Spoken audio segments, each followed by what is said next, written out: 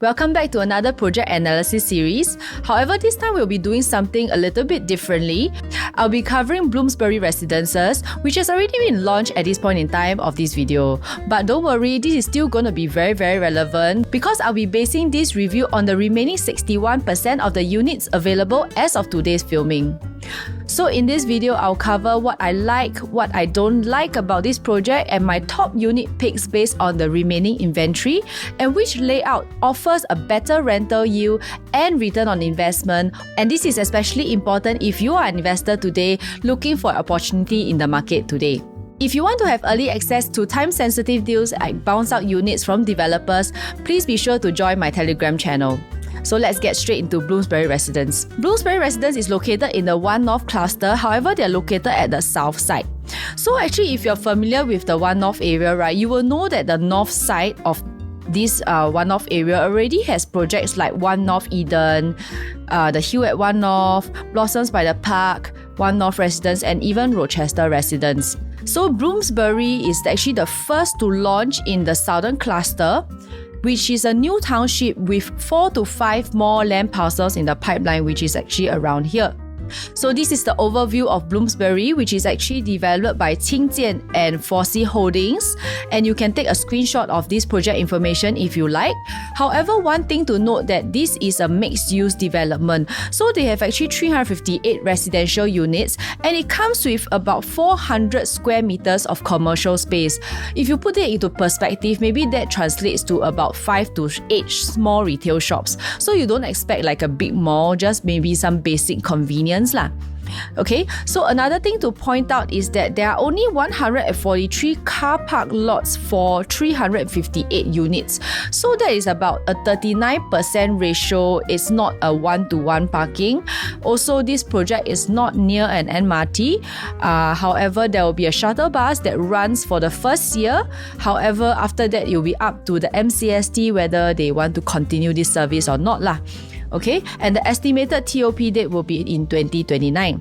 Moving on to the site plan, so there's a breakdown of the different unit types here, and what I'm concerned about here is that due to the limited parking lots available, right, so to put things into perspective, if let's say I'm somebody who actually owns a larger unit type over here, and if let's say I have 2 cars and I will need 2 car park lots, it will potentially be one of the factors that will not make this project so ideal lah. So this is the unit breakdown, and then we can go straight into the 2-bedroom analysis. Okay, so for the 2-bedroom, there are actually 4 different types. The 2-bed 1-bath, which is the 570 square feet, which is located at stack 3 and stack 14. So this is a dumbbell layout. It comes with an open concept kitchen, and both of these units are actually facing towards Media Circle Road. So for the 2-bed 2-bath, 646 square feet, they are stack 2, stack 4, stack 15, and stack 13. So B2 and B3 layout over here. In my opinion, right, the nicer layout would actually be the dumbbell configuration because they actually have a tuck-in kitchen as compared to the traditional layout over here where you actually have an open concept kitchen. So in this case, right, my personal preference is actually for this B2 layout. Number one is because it's smaller in size, which will mean that the quantum will be cheaper, and it also has a better allocation of kitchen and dining area as compared to this lah, right? Okay, so moving on to the 2+ study, which is actually 689 square feet, which is located in stacks 6, 7, 18, and 19. So these stacks are the stacks that are actually the pool facing, would technically mean that usually they'll be priced higher. However, when I actually look at the available units today, right, it actually starts from 1694000. So, and that translates to about 2,459 PSF. And this PSF is actually almost the same as the 2-bed 2-bath. So actually, when it comes to better facing unit, right, developer would likely want to price it a little bit more expensive because there are only 358 units to sell, right? So if let's say I presume that the better facing units is priced slightly higher at 2,600 PSF, that will work out to be about 1.79 million. If I base on the current available 2-bed 2-bath using 2,450 PSF, there would have been easily a price gap of 200,000 if the developer had chosen to put a premium on better facing units. Okay, so but now when I compare between the 2-bed 2-bath and the 2+ study, comparing these two units which are on the same floor on the 6th floor, the price difference between these two units is actually only 80,000. So basically you actually get a better facing, an extra study over here, which you can actually double up as either a study or maybe storage space for a price of 80,000 more. And in terms of down payment, the difference that you are only facing is actually 20,000. So if this is for own stay purpose, I will feel that the 2+ study is honestly a better deal in my opinion, because I get more space, I get more flexibility on that area. However, is this really the best option for return of investment? So I will actually use 2-bed 1-bath versus a 2-bed 2-bath, and I will use Normanton Park to actually analyze this, which is a project that is also not near to the MRT. Okay, so I've compared the 2-bed 1-bath versus the 2-bed 2-bath, which are the units that are highlighted here in blue, which I will use the similar facing, same level and same purchase and resale dates as to have a fair comparison. So using this, right, there's a 2-bed 1-bath of stack 31 and 2-bed 2-bath of stack 39 as reference. And I also took the same floor and same level, which means they have similar facings and they also have pretty similar purchase and sale dates basically. So as you can see, the 2-bed 2-bath, they have actually profited about 70,000 more than the 2-bed 1-bath. And in terms of ROI, they are close to about 79%. So when I look at another stack, which is stack 13 and stack 49 for 2-bed 1-bath and 2-bed 2-bath, again, I'm using the same, almost the same entry time and almost the same exit time. Similarly, the 2-bed 2-bath has a much higher ROI as compared to the 2-bed 1-bath. However, let's also look at the rental yield. So I've actually taken 3 different units of each unit type in Normanton Park to actually give us a better comparison. So for 2-bed 1-bath, we have stack 30, 66 and also stack 30 again. Stack 1 and stack 19 for the 2-bed 2-bath. Actually, the difference between the 2-bed 1-bath and 2-bed 2-bath in terms of rental is actually about $300 on average. Right, so if let's say we actually bring this theory back to Bloomsbury, we are using the estimated rental against the purchase price as of today's filming. You can obviously see that the larger the unit, right, the lower the rental yield. Especially for the larger 2-bed 2-bath, which is the B3, which this one has the traditional layout. And this one is the dumbbell layout. So based on the quantum, you can see that for the 2-bed 1-bath, if I were to use the same rental based on the lowest available price in Bloomsbury at this point is 1.452 million, the rental yield will come up to about 3.3%. And then for the next 2-bed 2-bath, for the dumbbell layout, at this point is about 1.572 million, and that will bring the rental yield to about 3.3%. However, for the traditional layout, which is the largest one, which is 1.633 million, the rental yield will work out to be slightly lower at 3.17%. So if I were to compare the 2-bed 1-bath versus the 2-bed 2-bath using these two smaller configurations, they will bring about almost the same rental yield as compared to the larger unit, of course, which is natural because they have a higher purchase price, which makes the rental yield slightly lower. Oh, by the way, I did not use One North Eden as a reference because One North Eden do not have a 2-bed 1-bath in the project to compare. So it's not an equal comparison between Bloomsbury and One North Eden. However, one thing to note is that One North Eden's 2-bed 2-bath has a much higher rental rate, which ranges from about 5,000 to 5,500 as compared to Normanton Park, which is around 4,000. So in any case, I might be underquoting you guys in terms of rental, and the rental you can potentially be actually higher than 3%. However, I think it's better to be prudent and more conservative, especially in terms of numbers when it comes to yield, especially if you're looking for an investment property. Anyway, in summary, the 2-bed 2-bath usually tends to outperform the 2-bed 1-bath in terms of profit. However, if you want higher rental yield and profits, try to focus on the 2-bed 2-bath dumbbell layout as the overall quantum is lower. So after looking at the rental yield and ROI, the next thing that we want to look at is also the resale performance in this area. So we are going to use the One North clusters of the One North projects to give a better perspective in terms of the 2 bedrooms here and how they are performing. Are the 2 bedrooms that you are going to buy into performing healthily in terms of price in the future? And out of these projects, we are just going to take similar new projects to give a better perspective. Reason being, the Rochester Residence and the One North Eden are actually larger in size, so they are not an apple-to-apple comparison. So what we will do is we will take Blossoms by the Park, the Hill at One North and the One North Residence and how their transactions have been like. So first, we will actually move on to One North Eden. So One North Eden is a newly TOP project actually in 2024. It's a relatively small project of 165 units and their 2 bedrooms are only 2-bed 2-bath. And they are dumbbell layout as you can see here, and it has a tucked-in kitchen. So taking a look at all these transactions all these transactions are sub-sale transactions. They are actually ranging from 1.615 all the way to 1.8-ish million dollars. So when we actually move on to the Hill at One North, there are still available units currently for sale. However, the 2-bed 2-bath units are actually the first ones to be sold out.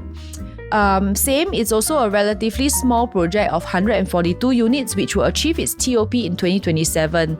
However, one thing to note is that the Hill at One North does not have any 2-bed 1-bath units as well, and their smallest unit is actually also 2-bed 2-bath.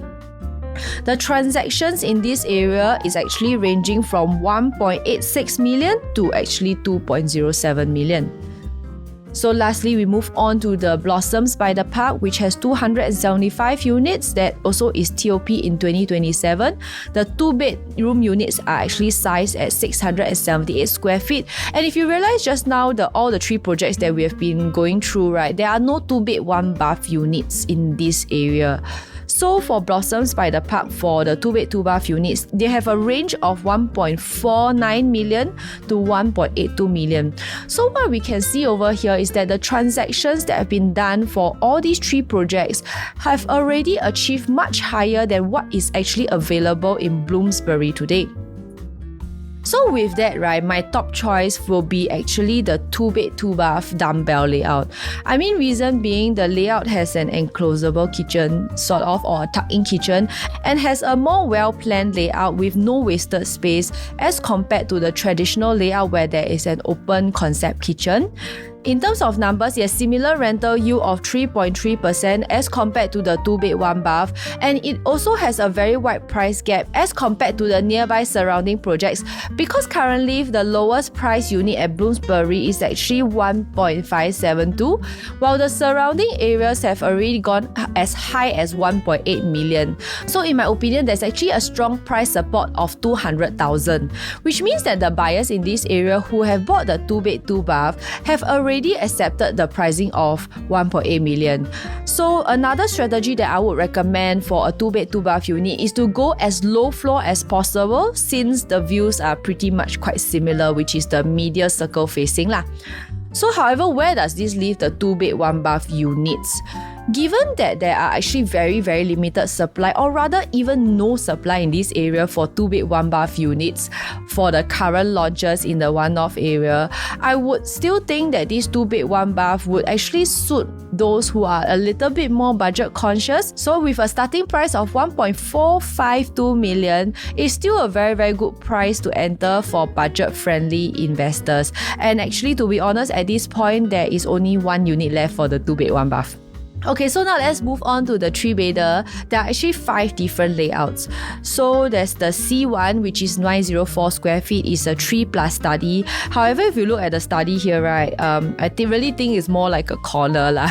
So I'll just combine with the next 2 floor plans, which is the 3 premium and 3+ study premium. When I actually compare these 3 layouts together, the C1 and C2 kitchen will be much brighter because of the thin wall over here, which actually can be knocked down, or actually half glass can be done, as compared to this C3, right, with a home shelter that is actually blocking over here. It would mean that the kitchen will be darker lah, right? So next up, we actually have the C4 and C5, which is 990 square feet and 1098 square feet. For this C5, right, you actually have this flexi area that allows you to create a larger living area with you having the option to knock this down. Alternatively, if you actually need a study, it can be retained as a small study room. The difference between C4 and C5, technically speaking, it's really just this study area. The price difference between these 2 layouts is actually 300,000. So you have to decide for yourself whether this 300,000 is actually worth this flexibility lah, if that works for you. So moving on to the 4-bedroom, actually when I look at the floor plans, they actually do look pretty impressive. For the size of the 4 bedrooms, it actually ranges from 1,173 square feet all the way to 1,421 square feet. And the main difference between these 3 layouts is that this D3, right, it actually comes with a private lift, and it is the only 4-bedroom in this area with a private lift. To be honest, initially I thought, like, who would want to live in a business park district area, and the biggest 4-bedroom is actually priced around like 3.4 to 3.5 million. But however, when I looked at the resale data, it kind of changed my mind, because this is one of the rare times that I actually see a small project performing better than a large project. So at One North Eden, they actually only have 165 units, and a 4-bedroom of 1,259 square feet actually made a profit of 417,000 to almost 500,000. And a 4-bedroom plus study of 1,410 square feet, they have actually a significantly higher ROI of 88%, which although they actually paid like 300,000 more in purchase price initially, which is mainly for the extra wardrobe space in a master bedroom, it also goes to show that there is still a demand for units that are actually larger in size.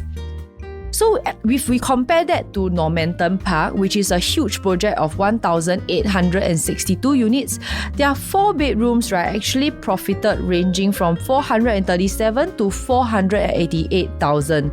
So the ROI on average is about 64%, which is actually pretty decent. So from what I realized, right, is that the layout and the size really plays a very huge role in a big unit, especially in this area. So I'll also compare to the nearby existing launches like Blossoms by the Park. They have 2 different 4-bedroom layouts, which is this 1,302 square feet, which currently at this point has already been fully sold. And 16 out of 24 units were taken up during launch day. We can roughly have a telltale sign of how the demand is like by the number of units that are sold during launch day. So even when the quantum is actually up to like 3.25 million, with this high sell-out rate on the first day for this like 4-bedroom, we also want to understand why this is happening. And to me, right, I think it's quite obvious that the layout is great.